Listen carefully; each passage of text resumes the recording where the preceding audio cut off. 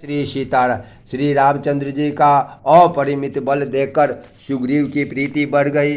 उन्हें विश्वास हो गया ये बाली का वध अवश्य करेंगे। वे बार बार चरणों में सिर नवाने लगे।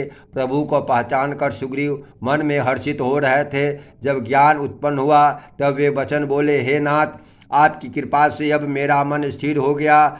सुख संपत्ति परिवार और बड़ाई सबको त्याग कर मैं आपकी सेवा ही करूँगा, क्योंकि आपके चरणों की आराधना करने वाले संत कहते हैं ये सब राम भक्त के विरोधी हैं। जगत में जितने भी शत्रु मित्र और सुख दुख हैं सब के सब माया रचित हैं, वास्तव में नहीं है। श्री राम जी, बाली तो मेरा परम हितकारी है, जिसकी कृपा से शोक का नाश करने वाले आप मुझे मिले, जिसके साथ अब स्वप्न में भी लड़ाई हो तो जागने पर उसे समझकर मन में संकोच होगा कि स्वप्न में भी मैं उनसे क्यों लड़ा। हे प्रभु, अब तो इस प्रकार कृपा कीजिए कि सब छोड़कर दिन रात मैं आपका भजन ही करूं।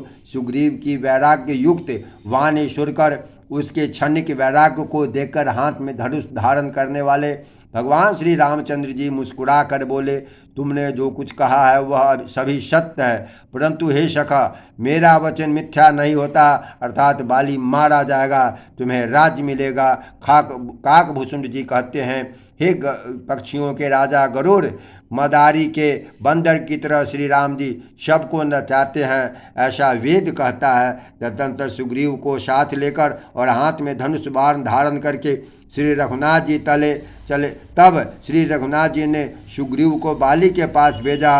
वह श्री राम जी का बल पाकर बाली के निकट जाकर गर्जा।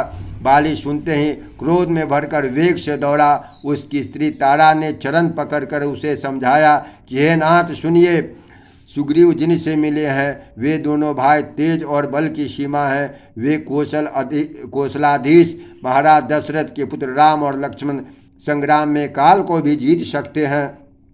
जय